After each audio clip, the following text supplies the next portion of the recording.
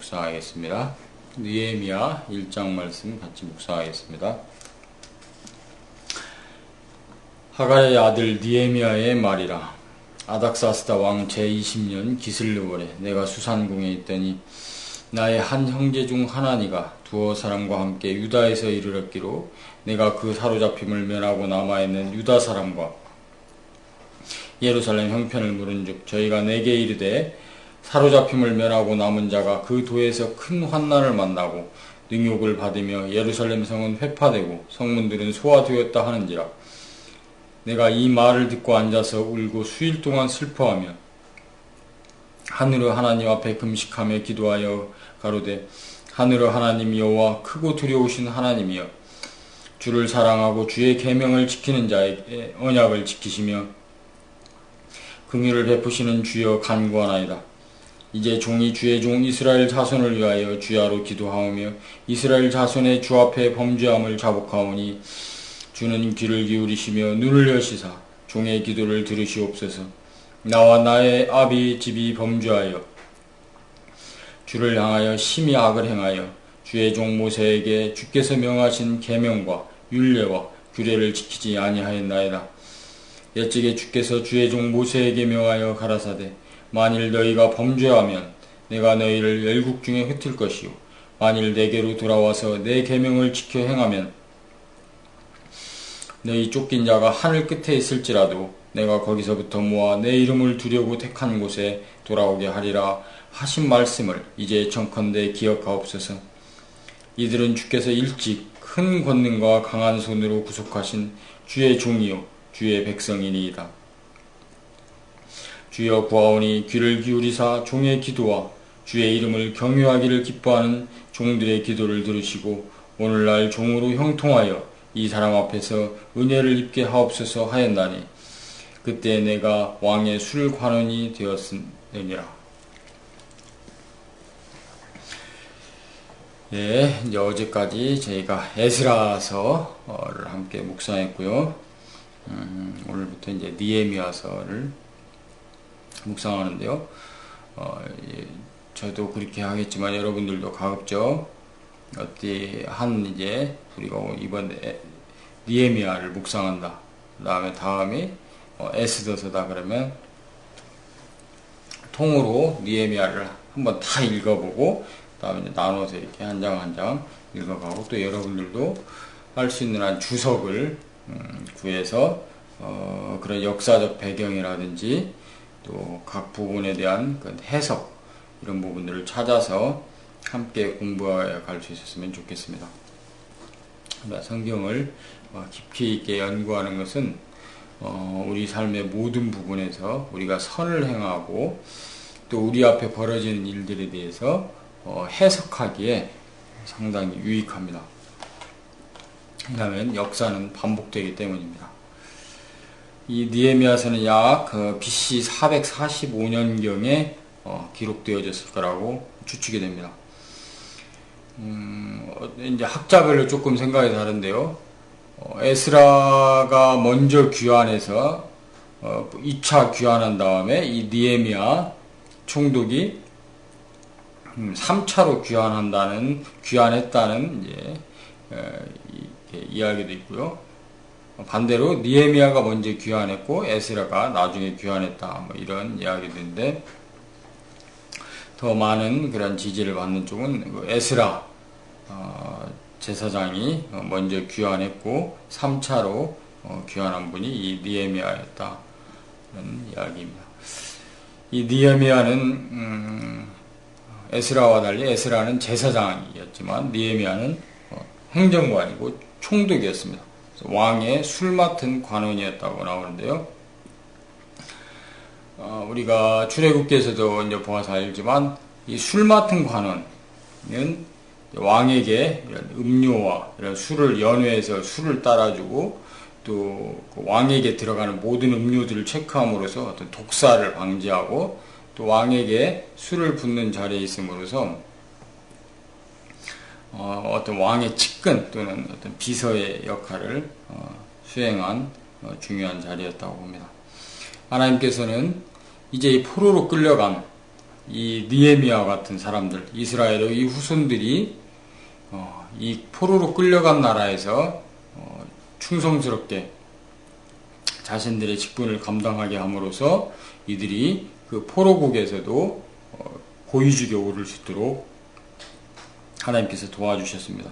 이 앞에 에스라 제사장도 아닥사스다 왕에게 큰 은총을 입을 정도로 아주 그 나라에서 충성스럽게 산 분이었고, 이 느헤미야 총독도 마찬가지입니다. 또 이 느헤미야 총독 앞에 다니엘이 있는데, 다니엘도 총리에 오를 정도로 아주 명민하고 충성스럽게 그 나라에 살았습니다.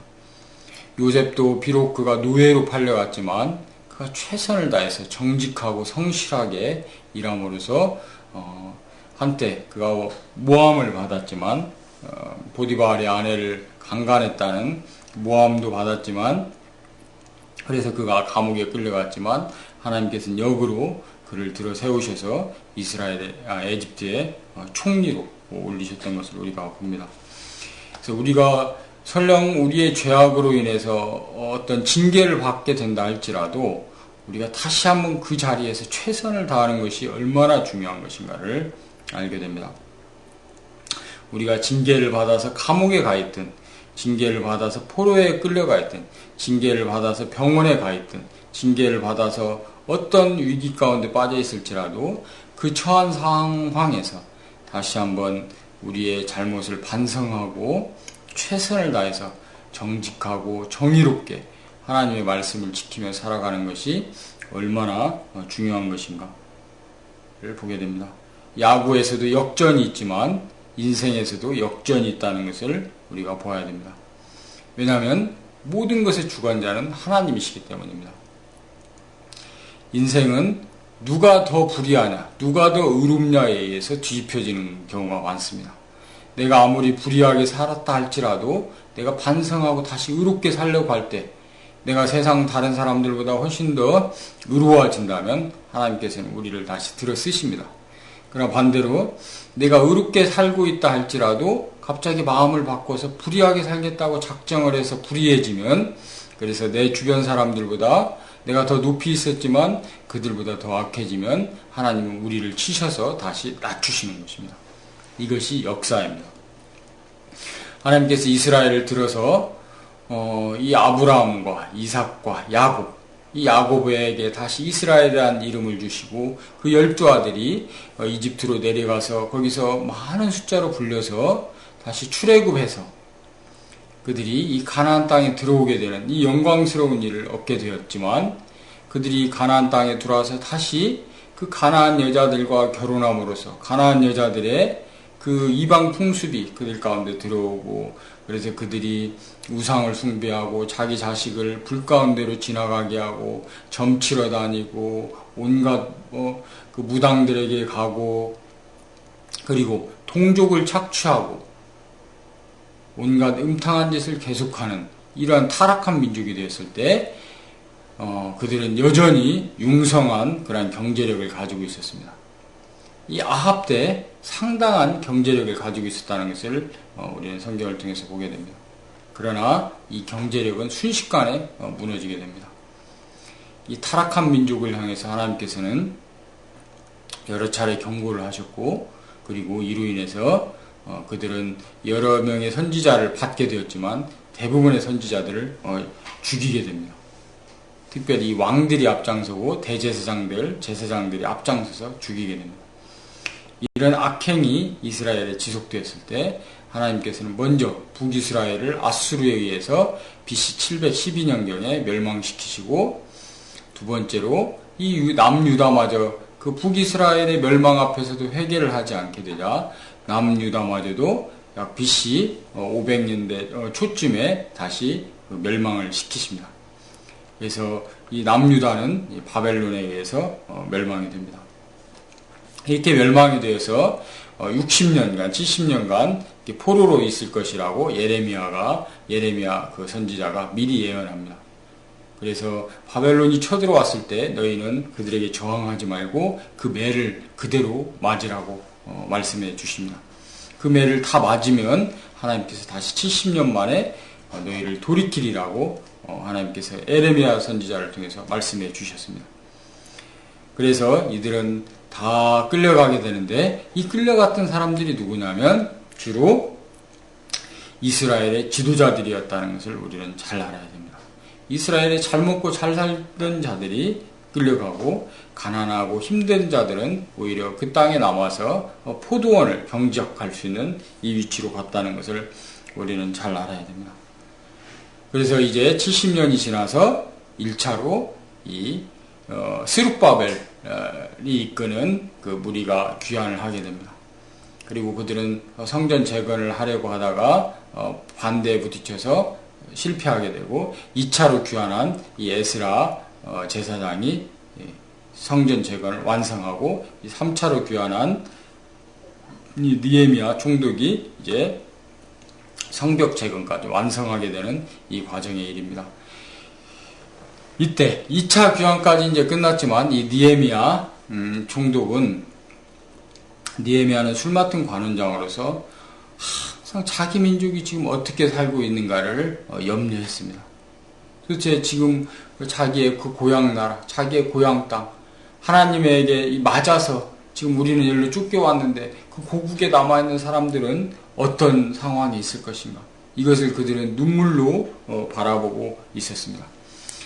우리 민족도 우리 한민족도 일제 침략 이후에 세계로 흩어졌습니다. 그리고 그들은 끊임없이 아리랑이라는 노래를 부르면서 다 고국을 그리워합니다. 오늘 얼마나 이 느헤미야가 고국을 그리워하고 고국의 사정에 대해서 가슴 아파하는지를 다시 한번 보겠습니다. 나의 한 형제 중 하나니가 두어 사람과 함께 유다에서 이르렀기로, 자기의 형제와 몇 사람인 유다를 갔다 왔다는 얘기입니다. 내가 그 사로잡힘을 면하고 남아있는 유다 사람과 예루살렘 형편을 물은즉 저희가 내게 이르되, 사로잡힘을 면하고 남은 자가 그 도에서 큰 환난을 만나고 능욕을 받으며 예루살렘 성은 회파되고 성문들은 소화되었다. 거기에 사람들이 남아있고 일부가 귀환했지만 이 사람들이 그 도에서 큰 환난을 만났다.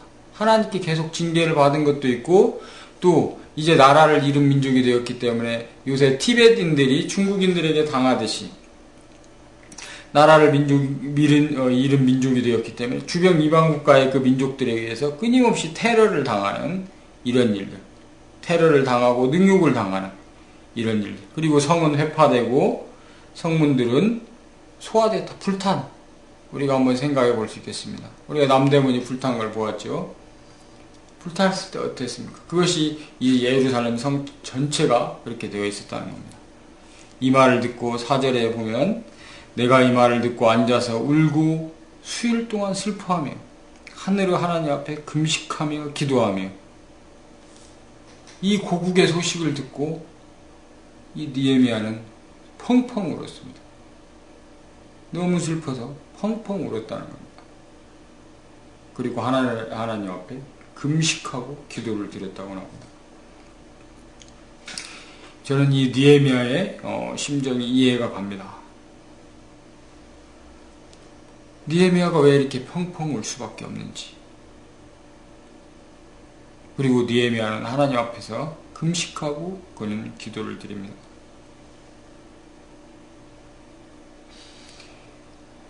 느헤미야는 자기 민족이 어떤 죄를 지었는지를 잘 알게 됐습니다.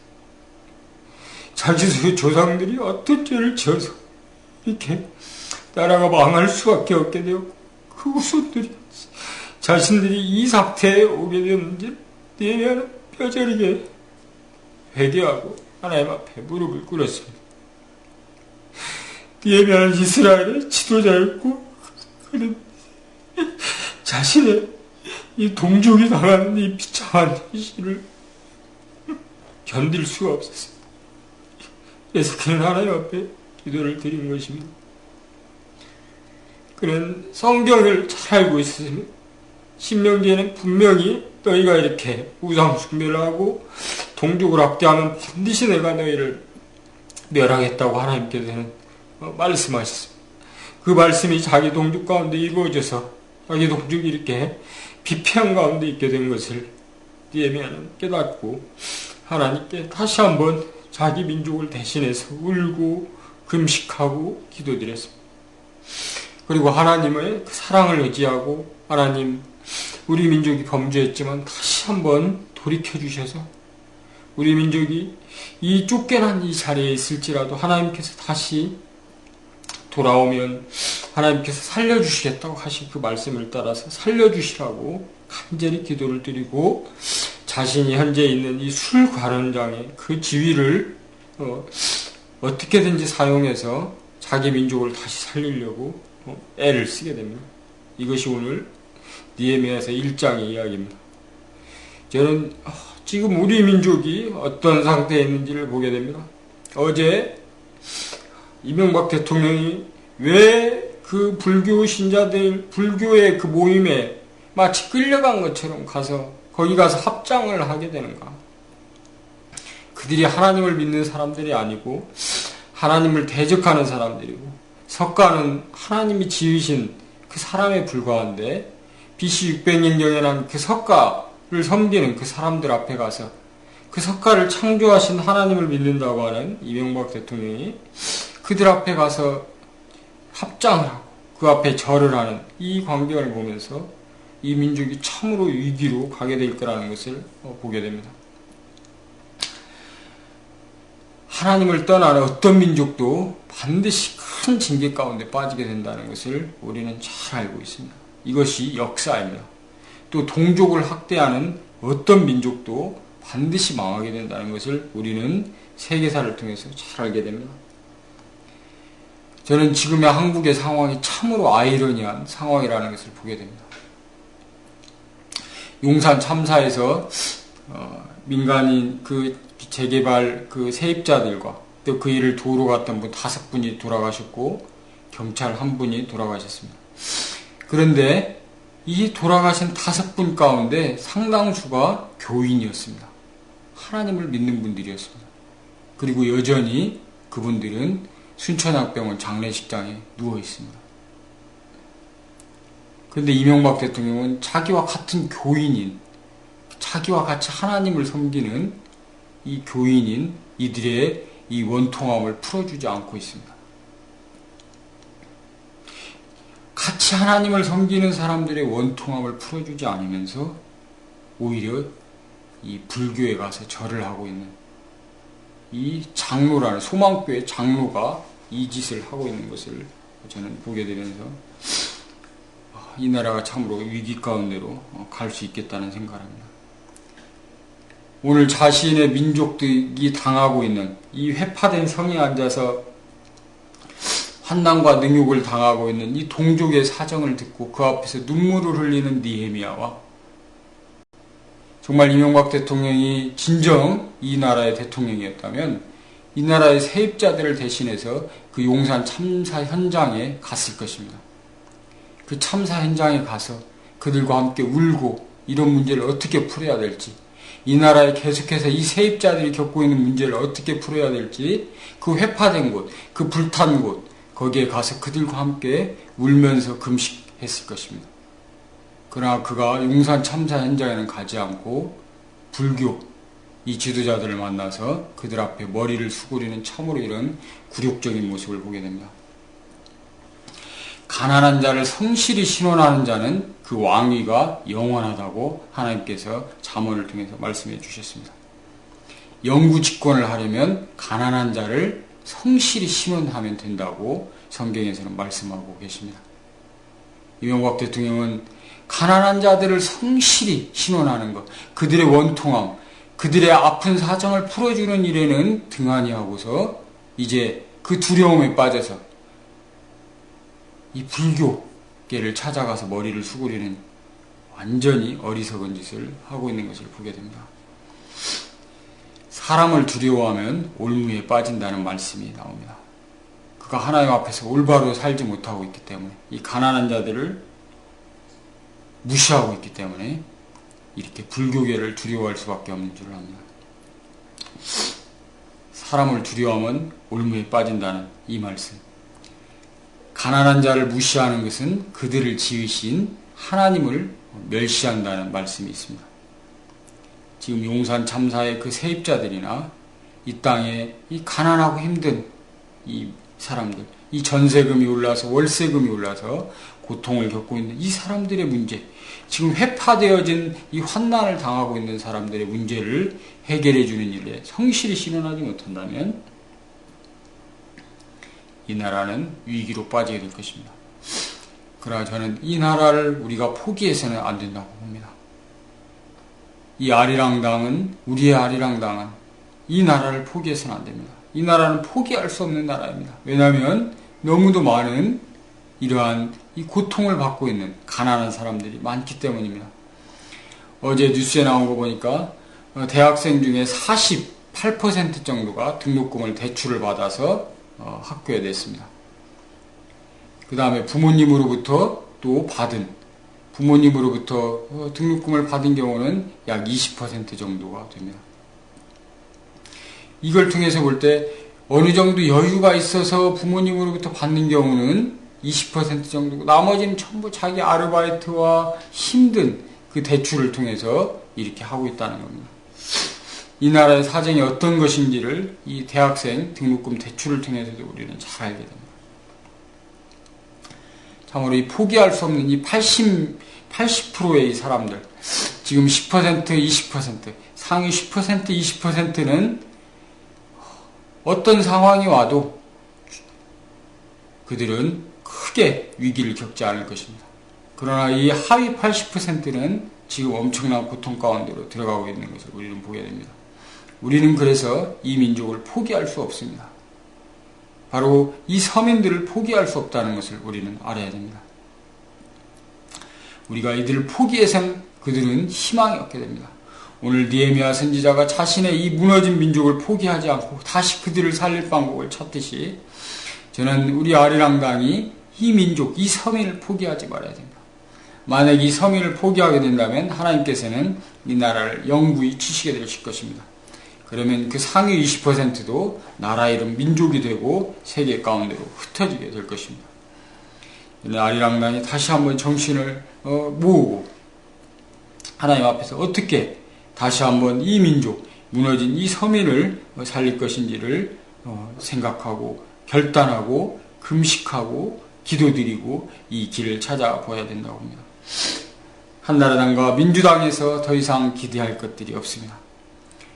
아무로 그들의 이 위선적 그 정치인, 위선적 선행을 넘어서 이 나라의 틀을 근본적으로 이 80%가 안심하고 살 수 있는 나라, 80%가 자신의 능력을 최대한 발휘하면서도 안심하고 살 수 있는 그 나라를 만드는 것이 아리랑당이 해야 될 일입니다.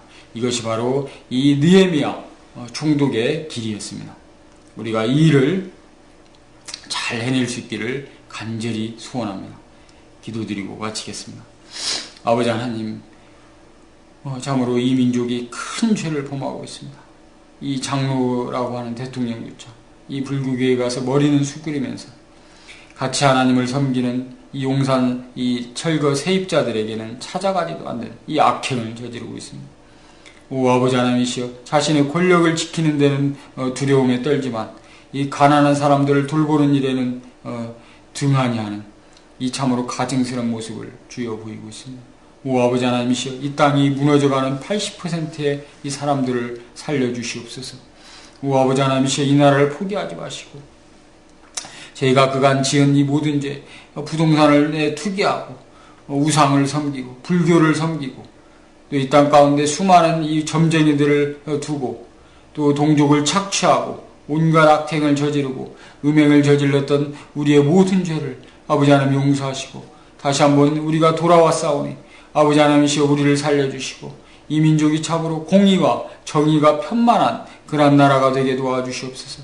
저희를 쓰셔서 이 나라를 다시 한번 하나님의 의와 하나님의 의가 하나님의 나라가 가득한 그런 나라로 변화시켜 주시옵소서. 오 아버지 하나님이시여, 저희를 불쌍히 여기시고 저희를 다시 한번 살려 주시옵소서. 아버지시여, 당신께 돌아오는 자를 당신 앞에 회개하고 돌아오는 이 민족이 되게 하여 주시옵소서. 예수님 이름으로 기도드립니다. 아멘. 예, 감사합니다. 느헤미야서를 묵상하면서 느헤미야 같은 그 길로 갈 수 있기를 간절히 소원합니다. 하나님께서는 우리를 쓰시고 이 민족을 구하시는 그 귀한 일을 우리 가운데 맡겨주실 것입니다. 우리가 지금 다 어렵지만 내 주변 사람들과 마지막 남은 것을 서로 나누고 서로 사랑하고 서로 부둥켜 안고 서로 도와주면서 이 위기를 벗어나고 여기에서 다시 새로운 나라를 만들어 가야 되겠습니다. 감사합니다. 점심 때 뵙겠습니다.